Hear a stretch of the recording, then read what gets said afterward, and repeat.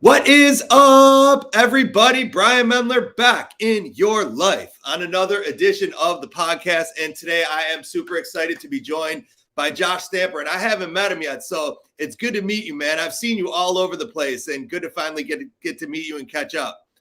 Oh, Brian, that's awesome. And I've had this date circled on my calendar for a really long time. And I'm so excited it's actually here and to get to meet you. You do a phenomenal job with Thanks, the podcast man. and speaking and everything.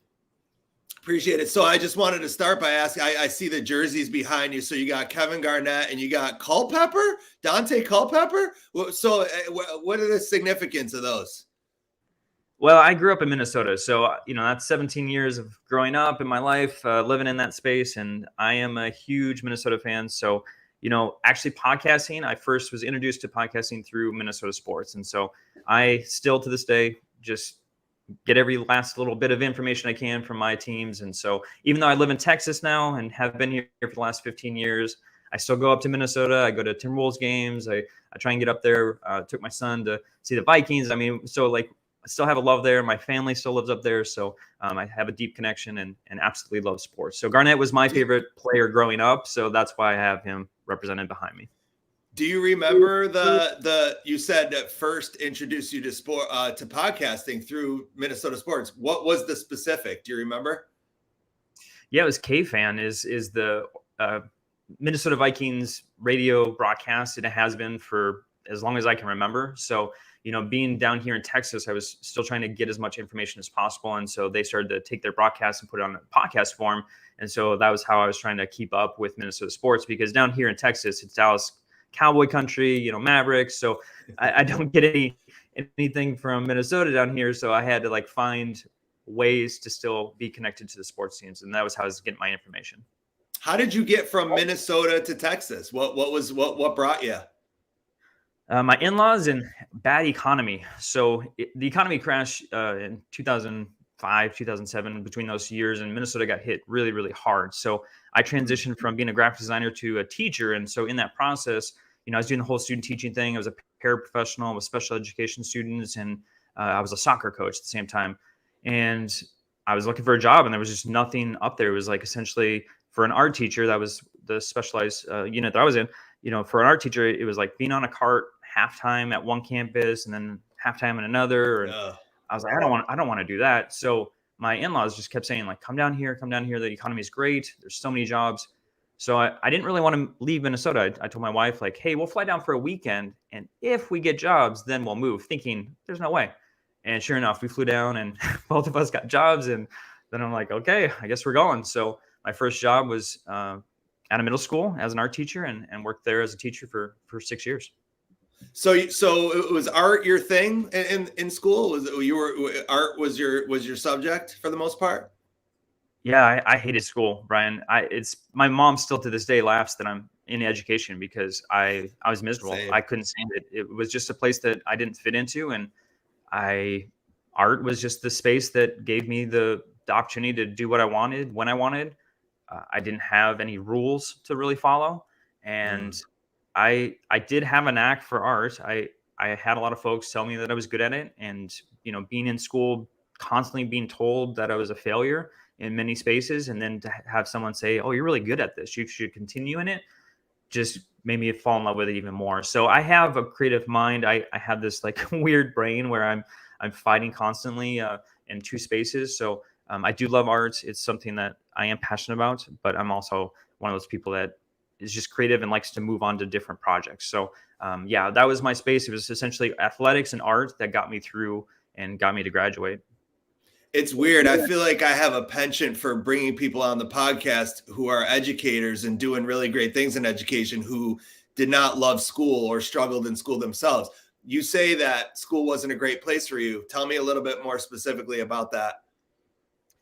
Yeah. So in class, it was pretty rote. I mean, it was essentially going in, getting lectured for 45 minutes, getting your worksheets or your assignment in your textbook for the last 10, and then given some homework at the end of the day. And, getting through 8 class periods of that every single day and doing the exact same thing, that just wasn't me. I was very active. To sit in a desk for 45 minutes at a time, being told to be quiet and not to move, was just miserable. I needed to get up and go. And then in addition to that, just like, I didn't feel like it was life skills. I was constantly asking, like, why am I here? What am I learning this for? Am I ever going to use this in real life? And oftentimes it was no. And nobody could give me a straight answer as to why I was doing the things that I was doing in school. So, for me, it was just like this. I just felt trapped. I felt like I was in a prison all the time. So, Hmm. for me, it didn't work. I was constantly asking to find something else or do something else, and I just didn't really see the point until I was really challenged by a counselor of all people. Really getting into my grill one day. I did not like him. I wrote about him in my book. He was a huge motivation in my life, and in a negative way. He sat me down and was just really just yelling at me. I didn't have a relationship with the man. I didn't know him. The only reason he came in or brought me in was because he was trying to, tell me that I was going to not live up to anything in life. And that's essentially what he said. And it was like, you're not going to get into any college. You're not going to get a state college. Where do you even want to go to college? And so I told him a private institution, Bethel University, and he laughed at me right in my face. I was like, you'll never get in there. And he got after me for a good 30 minutes of just telling me how like my grades were atrocious and how I was just going to be a failure in life. And I remember walking out of there thinking in my head, like, I don't know what I'm going to do, but I'm going to prove this guy that he's wrong, and I'm going to get in the college that I want to get into. And sure enough, that's exactly what happened. I went home, I created a plan, and was like, I know I only have to do this for a year. I can do this for a year. I can play the game for a year and, you know, decide to get good grades, try and get a good score on the test, which I didn't on my ACT, but that's another story. And then, I applied to get into my college. I got a letter in the mail saying no. So then I tried again. I applied again to the same Bethel University. I got another letter saying no.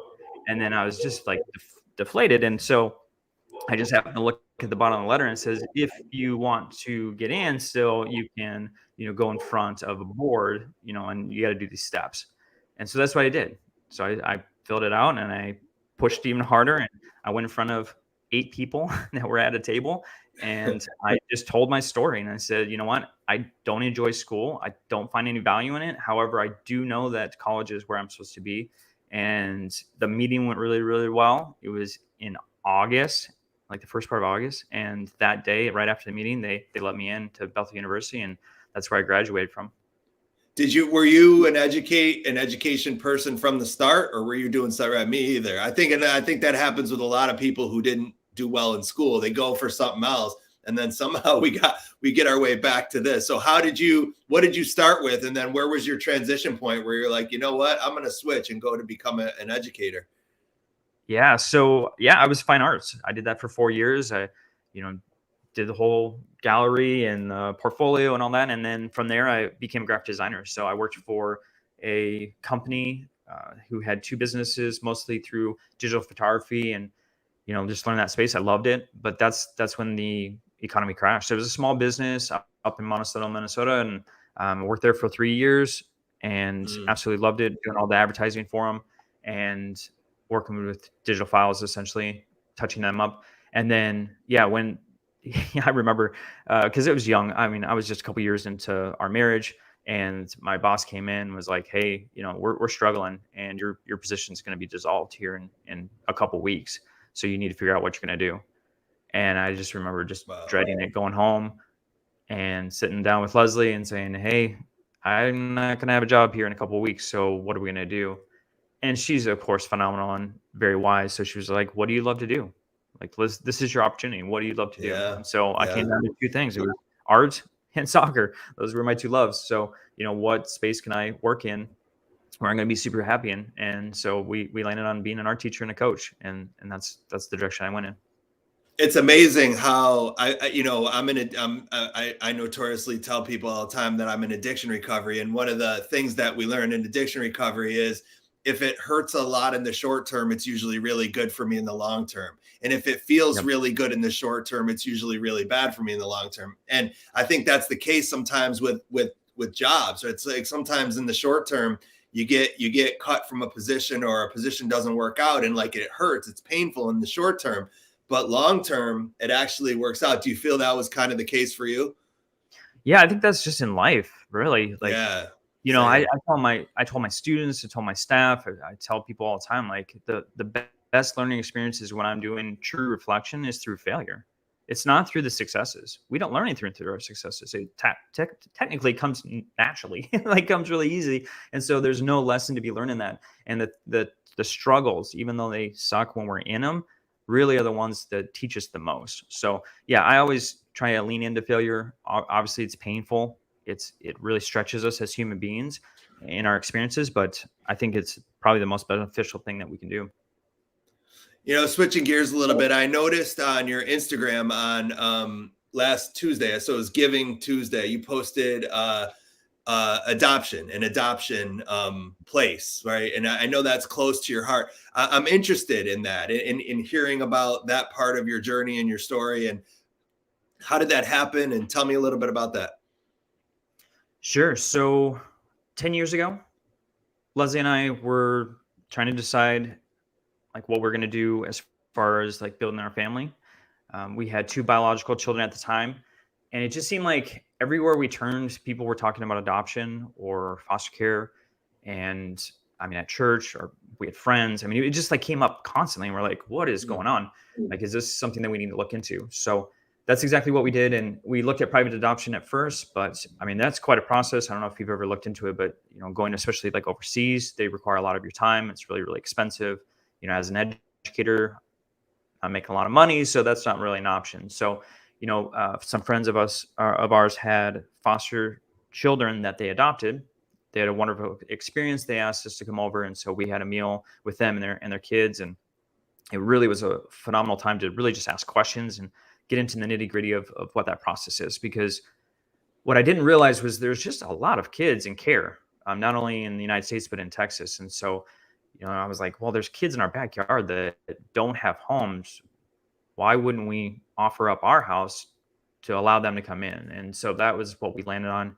And so we went through the foster care process. It just so happened it was when I was a dean of students and I was struggling in my position there as a leader. There was a campus that was having a lot of difficulties in the community that was spilling over into the campus. And it was this beautiful time, right? The failure piece of me failing as administrator, but also learning how to become a foster parent. And that's when I started to learn about trauma-informed practices and then restorative practices. And the foster care training not only helped me as a parent, but also actually helped me as an educator. And so I talk a lot about that story too. That's a little bit different, but me and my wife, absolutely loved the opportunity to bring in kids into our home. And so, yeah, we've had 6 different placements. And, we have 3 adopted and 1 hopefully adopted here in a couple months, which is the little heart there. So she's 11 months old. We're looking at your screen. It's really cool looking at your family. So tell who's who here. Tell me a little bit about who's who. Yeah. So my oldest is Mila and second oldest is Landon. So those are our bio kids. And then we've got Gabriel there.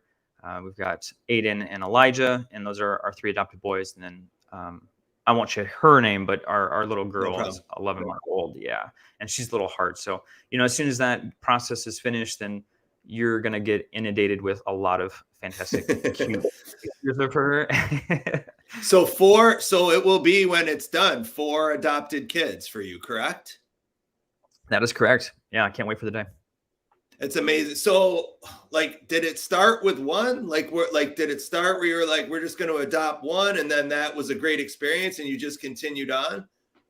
Yeah. So the first one actually was a reunification. It was a beautiful story. It was this little guy that came to us, and we had him for 5-6 months, and it was kind of known that he was only going to be in our house for a short time. Of course, with foster care, our goal is always to have them go back with their parents. So, with the court, there's a plan, and hopefully the parents, go through and get everything together. And, we were just supposed to be a short-term place for them. And that's exactly what happened. So yeah, we celebrated that one, and that little guy went back home where he was supposed to go. And, I don't know, a couple months later, we got a call. It was kind of a weird thing. Some friends of friends had a little boy in care.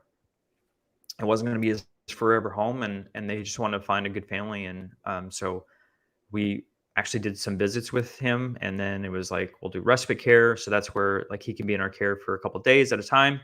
And then it just went really, really well. We were like, we feel called to have this little guy in our family. And so, yeah, they made the transition to have him here placed. And, after a year, then it was time for for us to be able to adopt them. And so we let the corporate system go through their process to get to that point. And then, yeah, so Gabriel was our first adoption. And How old then was from he there, at the time? he was about 1.5. Okay, Yeah, so when we went little. through the adoption.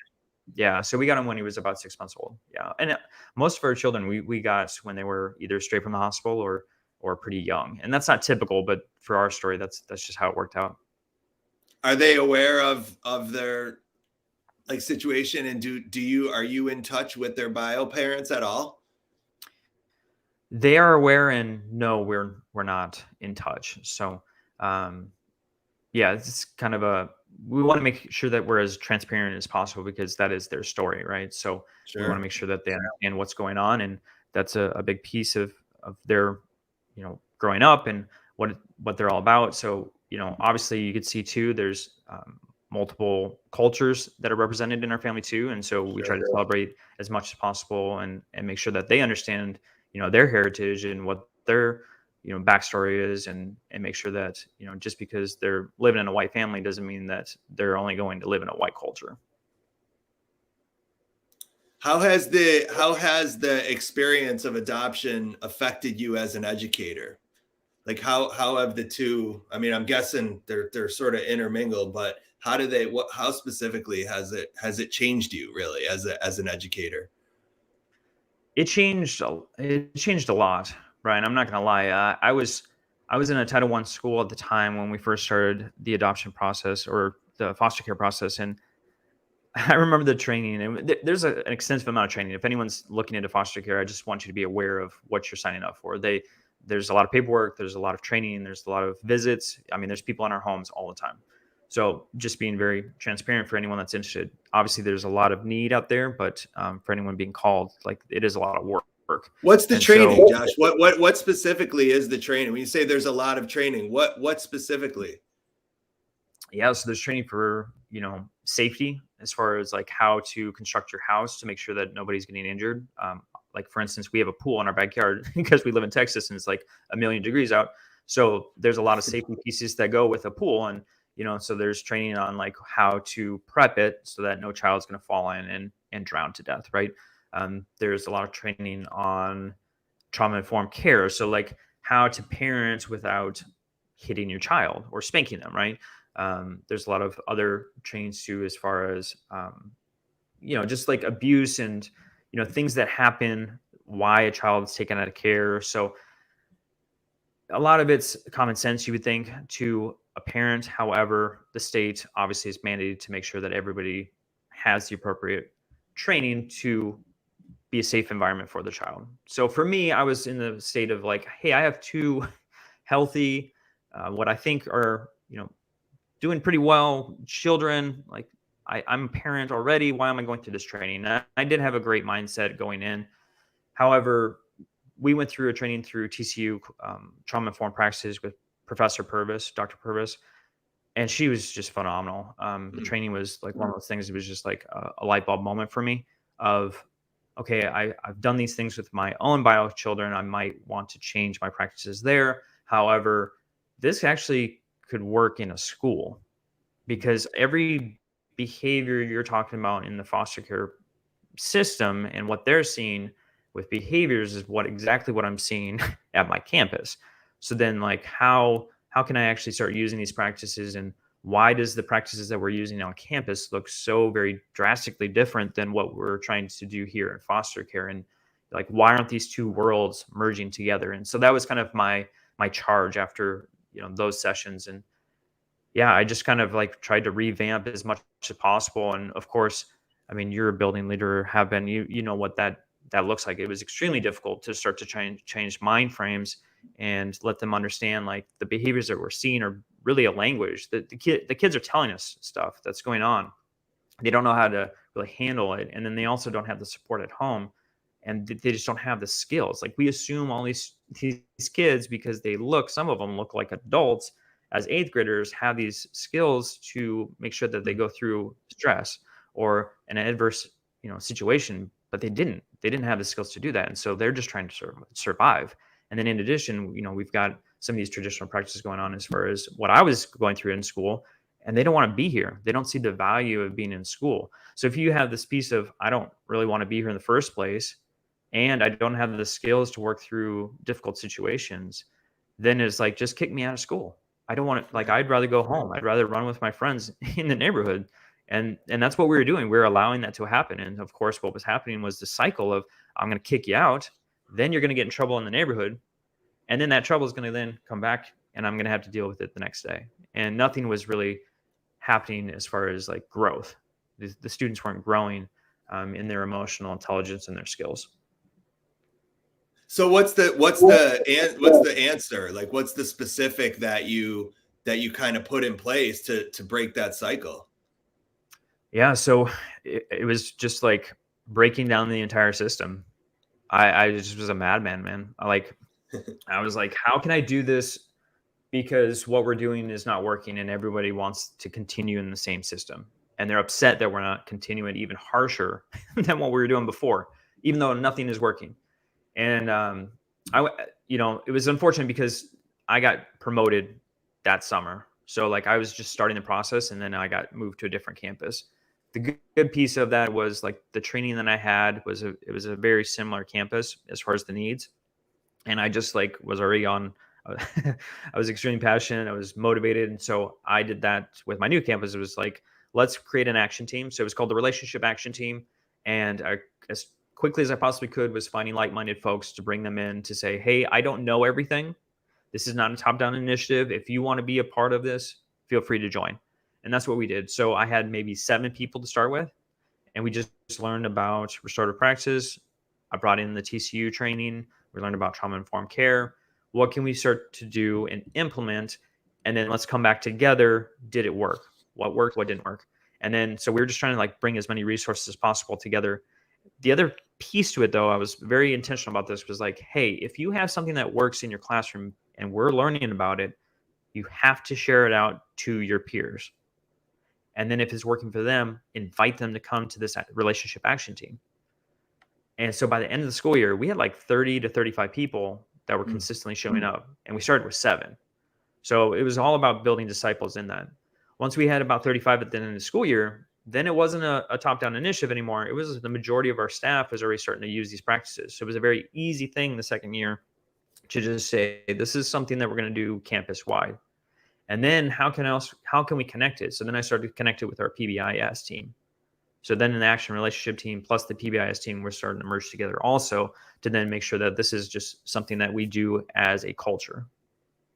You know, I was talking to a friend the other day who was telling me that she struggles teaching other people how to build relationships. I think she's really good at building relationships, like personally, like she's built a relationship with me, she's built a relationship with other people, but she struggles to teach other people how to do that. I'm curious from your sort of standpoint and talking about that you said that word relationship multiple times.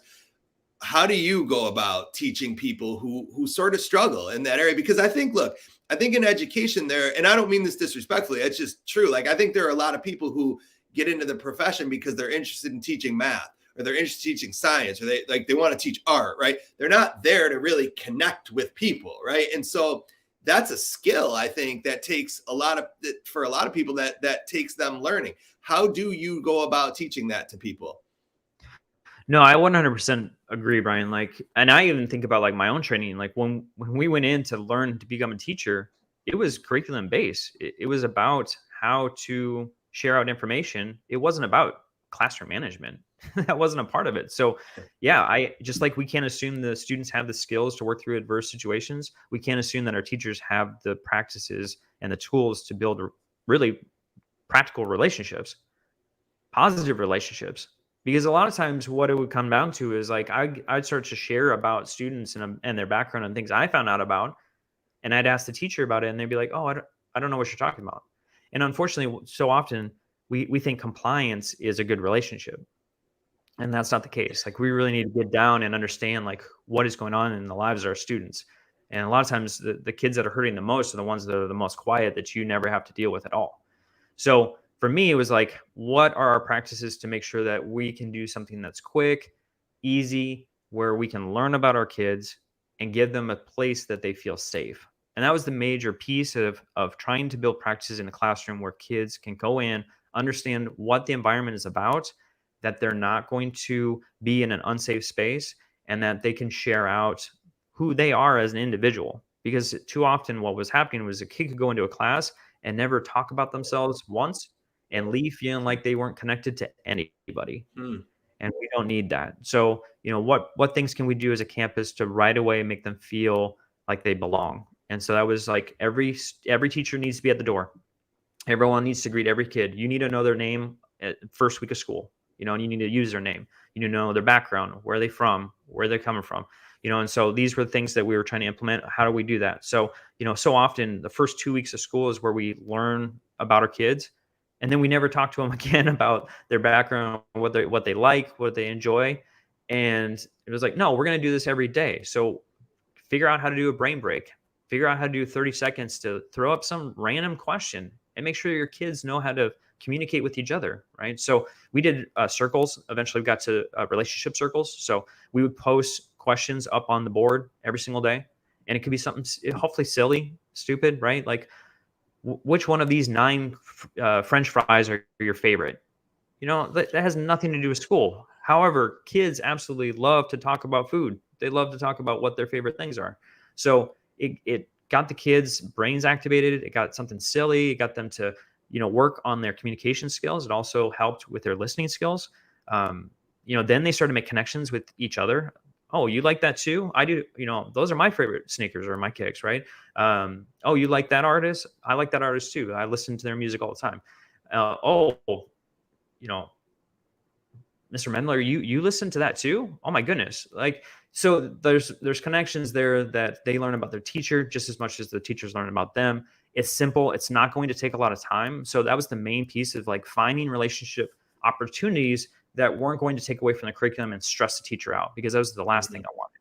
And then other things too, like, if there's a really tough kid that doesn't want to connect with you, you're going to have to make an individual effort. So like we used what was called like a 10-2 strategy. So it was 10 days in a row, 2 weeks, spend 2 minutes with them. Like when there's time where kids are working with each other, just sit down, like bend down, kneel down, get next to them, just try to ask questions about them.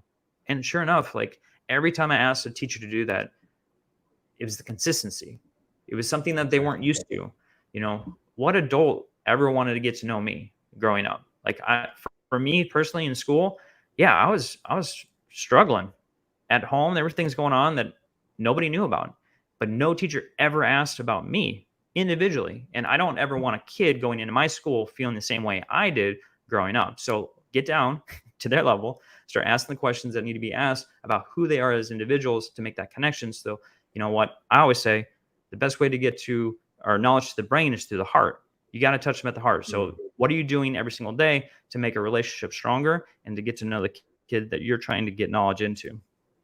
So good. I love all of it. And I agree with all of it. And I teach the same thing. And it's like, it's the person, right? It's all about the person. It's not about the product, right? Math is the product. Science is the product. Social studies is the product, but we teach people, right? The person comes first. And, my thought is always that the product, I kind of almost do this because in my head, it's like the curriculum it's sort of like in the grocery store. It's like the stuff on the shelves, right? It never goes bad. It's always going to be there. You can always get to it. It will always be a part of that, right? Hey, there you go. People are a product, right? And so it's there, and you can get to it. But like the everything else, right? The teaching kids how to say please and thank you, and the teaching kids, one of my favorite skills I used to teach kids was how to act interested when they were bored, right? Because I always taught the kids who had to show everybody how bored they were, right? They were bored, but they had it wasn't that they were bored that they were getting in trouble. It was that they were bored and they had to show everybody how bored. Oh, this is so stupid, and I hate this class, and like rolling their eyes and putting their heads down, and like that's the produce, right? That's the stuff that's, if you don't get it right then, when it presents itself to you, it's like the raspberries. They're going to be moldy in 2 days if you don't eat them right now. And so the thought process is see what's in front of you. And it's kind of like in sports, right? Sometimes I think teaching in general sometimes is a simple profession for complicated people. Like I think we complicate teaching sometimes. And what I mean by that is, like, there were times where I coached baseball, and like I would have a kid in a slump, right? Or they would be struggling at the plate. And there were times I would just look at the kid and say, just see the ball, hit it, and run. like don't do anything. Like, you're looking at me for signs and you're trying to just see the ball, hit it, and run. And I think sometimes in education, you just got to see the kid and teach them. See the kid and teach them. And I don't always know what that teaching them is going to be, right? It might be science today, no question, but it might also be, 10 other things that present themselves to us. And I think some of the struggle for certain teachers is, teachers in general are rule followers, most of them, right? Like, and so you tell them, speed limit's 45, they might go 47, right? But most of them are sort of, and so the thought process is, I'm supposed to teach reading right now. Like, reading is what my administrators are telling me. It's what the people at the state are telling me. How do you break that? Like, how do you get people to say, I know that stuff's important, but don't be willing to sort of, or I'm saying, be willing to change gears if that option presents itself to you. It's hard, honestly. It is. Because the other thing about education is that teachers are so used to administrators telling them no. They have these brilliant ideas. They come into the front office, they share it, and then they get shut down immediately. Oh, we can't do that. And then a list of reasons why, or maybe no reasons why, just a no. And that's defeating over time. So, every building that I've been in, that was something I had to constantly break down, of letting them experience me saying yes and letting them understand, please experiment, please try something new, try something creative. I'm not going to get in the way of that. In fact, I'm going to support you. And that takes constant time over time doing that, for them to understand, like, oh, this is actually a culture that's being built. He's not just saying it, he actually means it. And then in that, like, getting in the classrooms and finding those opportunities of, like, hey, I actually saw you do this with a student. I don't know if you realized it, but it was really, really effective. And the student started to work so much better after the opportunity to have a one-on-one with you, and trying to reinforce those opportunities and being specific within that feedback. I think that's too often, like, teachers do things and they don't even realize they're doing it. And so, like, trying to draw those out and then amplify them and say, like, this is something that you did phenomenal. I want you to keep doing that. And it's not like anything formal. It's not a formal write-up or anything like that. It's just getting in there and trying to reinforce things that they naturally are doing that they don't even realize typically, and not seeing the output. And that's the thing about education too, and with teaching, is so often we don't get to see the result, right? So we have a challenging student. We spent all this time, we tried all these different strategies, and it seems like we're a failure. It's not working. The kid's not going to, be anything when they grow up. And then you see them 4 years later, they're this, amazing student, amazing person. Totally. They're walking with a diploma. They're going to college. They're doing all these things in the community. And you're like, where was that kid 4 years ago? But that's what you as a teacher built because of your influence. That's what happened in the end product. And I can say that from my teachers too. They probably thought I was going to be a total dropout and not do anything with my life. And then, if they saw me now, like, obviously that's very different. So they didn't see any of that. They didn't see all of their hard work pay off in the end. And so, it's just kind of one of those professions that's really, really difficult.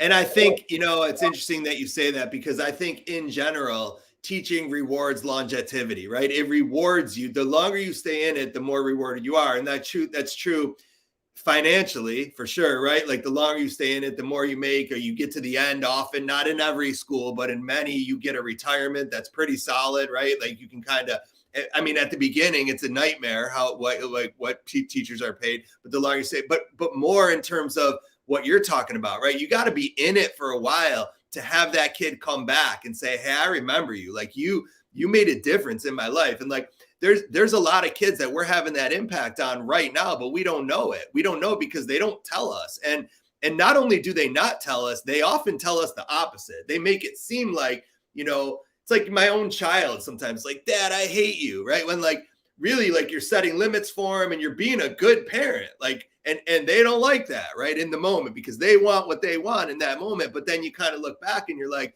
whoa, that was really good for me. And I think that's such an important sort of rule to remember, is that, like, you don't often see the payback right away. Like, it takes time to get there. Yeah, I remember several students coming back and visiting, and I'd be like, "Why are you here? Like, why are you coming back to visit? I thought you hated me."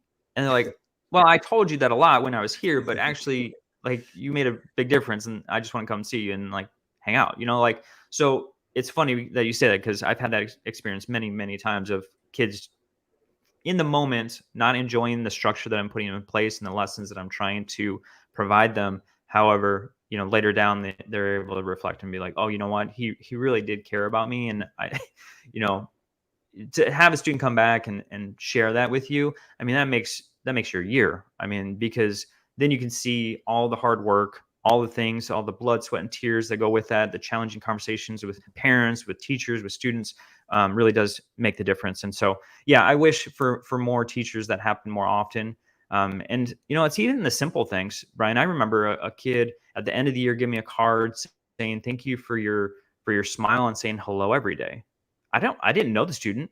I couldn't tell you anything about the kid, but I do remember seeing them in the hallway and smiling and saying good morning every single day, because that's just one of the practices that I'm really intentional about. And just even something as simple as that was made a difference in a kid's life, and we don't even realize, like, just those little things for a kid that maybe doesn't want to be in the building, to have a smiling adult say good morning, I mean, does make a difference. And dude, it's so true because like, okay, so last year, personally for myself, I worked in 141 different schools, right? So I was in 141 different places. And I'm telling you, right, there were people where I would walk down a hall of a school and they would look the other way, they would look down, they would look up. There were other people in that same building. They didn't know me from anything, right? But they'd be like, "Hi, I've never seen you before. Here, pleasure to meet you. What are you here for today? Like, nice, like." And the difference that you feel as an adult, right? Like, and again, I don't need it as an adult. I don't need it. Like, it's nice, but I don't need it, right? But you can see it, you can feel it, and it's such an incredible difference. And the other thing that you said earlier that I think is so true, right? Like I think the real world opens up for kids who struggle in school. Like, school is a hard place because to be successful in school, if you really think about it, you got to be good at a lot of different things, right? Like, especially like middle school, high school, like you got math, science, ELA, social studies, art, music, phys ed, foreign language, right? Like, I just rattled off 8 things without even thinking, right? So that means there's probably 10. In real life, you just got to be great at one thing. Like, when's the last time you went to the dentist and you're like, no, tell me about the War of 1812. No, I'm not opening till you show me how to diagram a sentence, damn it, right? Like I don't care what you know how to do. Just like if you fly the airplane that I'm on, get me up and get me down and do it in the right place. I don't care about anything else that you know how to do in the world. So the truth about the real world is be great at one thing versus school where you got to be great at 10 different things. It's a whole different world, right? You talk about graphic design. I mean, you could struggle in school and be a phenomenal artist, and you could come out of school, make 50 grand a year being especially now, right? With podcasts, and there's so much more use for graphic design than there ever was back in the day. I just throw that one out there because you kind of mentioned that was the world that you came from. Yeah.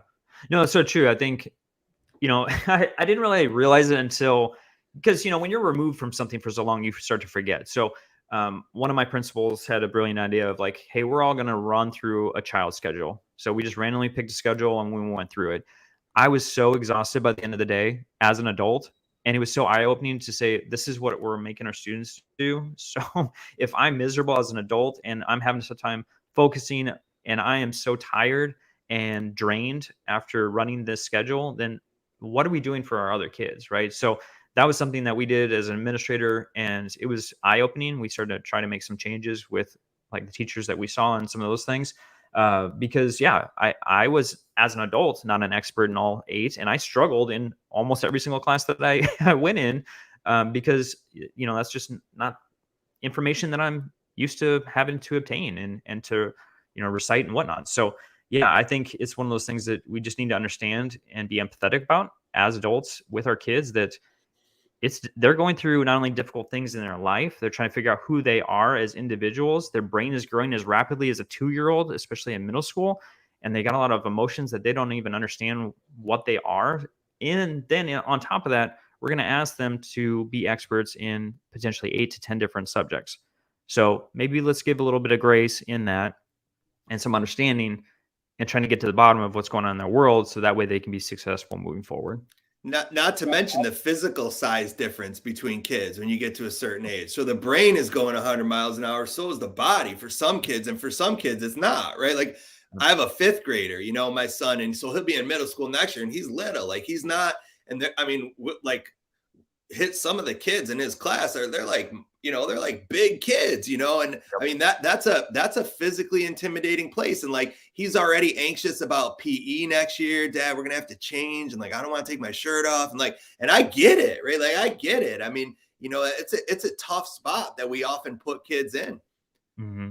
Yeah, it's so true. And I have a variety of ages in my house, so I've definitely experienced all those different stages. And yeah, I mean, as an adult, we try to do our very best to try and navigate that with them. But there's a lot of tears, a lot of tough days, but there's also some amazing and brilliant days where No they come doubt. back feeling fulfilled. And for any educator out there, I hope that you're as focused on the essential skills as you are as the curriculum. Because I know for you too, Brian, you probably feel this way. Like when you look back at your educational career as a student, the people that you remember and the things that you remember, it's not about the curriculum, it's not about assessments, it's not about the projects, it's about the people, how they made you feel, Yeah. and the lessons that you learned from them as to how to become a adult that's functioning.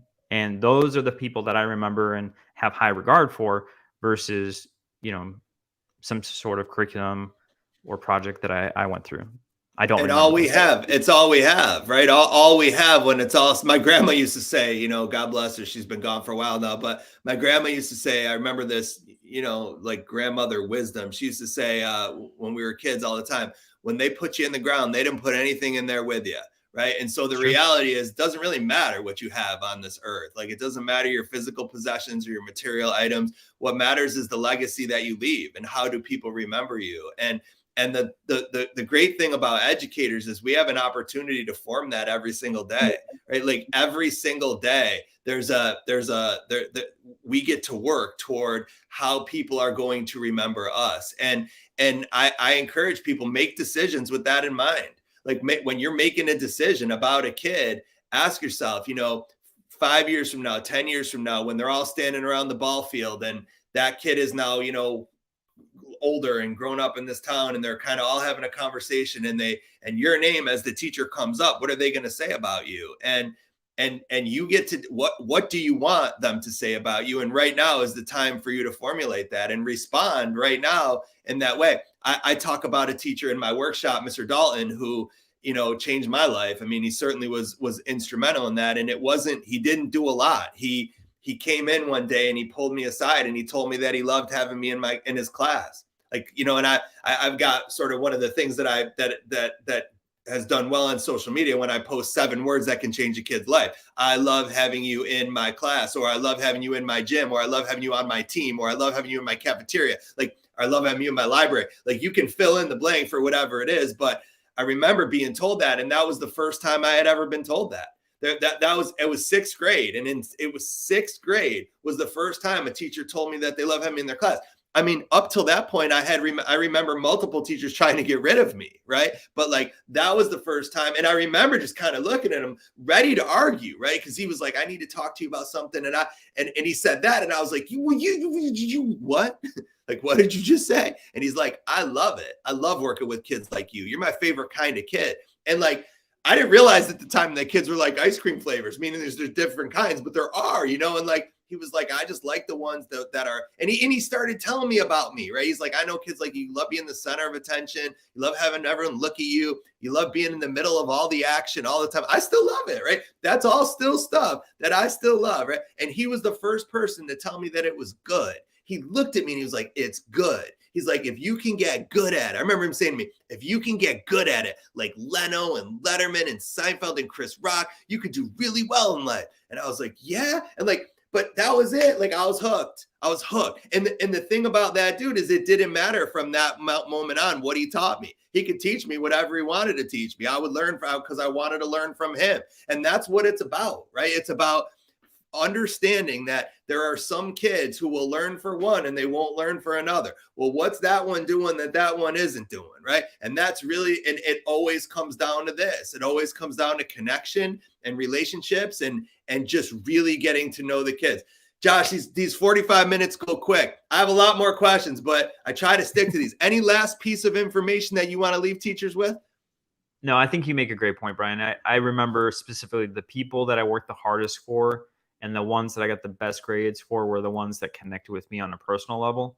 And I think that's huge. If you can have that in the forefront of your mind moving forward of what are the connections I'm making with my kids, I assure you that the product that they're going to create is going to be much better if you get down and understand who they are as a person. The person that impacted me the most growing up asked me if I was on drugs.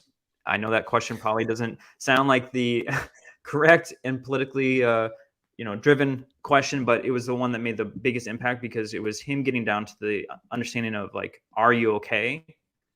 Well, what do you need from me? And, that conversation I will always remember because it was not about the subject matter. It was not about homework. It was about me as a person and getting to the bottom of what was going on in my life. And that's extremely impactful. So make sure that you are checking out those connections and how are you understanding and knowing your kids each and every day. And one last thing for you, Josh. Best French fry. What do you got? Who's the top? Remember earlier from the French fries? What's your number one French fry go to if you had to pick one? I love curly fries, man. So like curly fry. What about a plate? Arby's, really? Okay. Yeah, right. I don't know, anywhere that's going to have some curly fries. Something that's a little bit crunchy. So yeah, I'm a Chick-fil-A guy. I'm a Chick-fil-A French fry guy. Like I could seriously eat Chick-fil-A French fries all day long. And I mean everything else from Chick-fil-A too, but I love their fries. Aren't they? They are good. All right, man. Listen, it was a pleasure. Thank you so much for joining me. Everybody else, don't forget to rate, download, subscribe, review. We're over 500,000 downloads on the audio version. So appreciate all of you guys so much. I will be back with you same time in 2 weeks. 2 weeks. Until then, I say peace. Peace. We're out of here. Bye, everybody. Thanks for joining.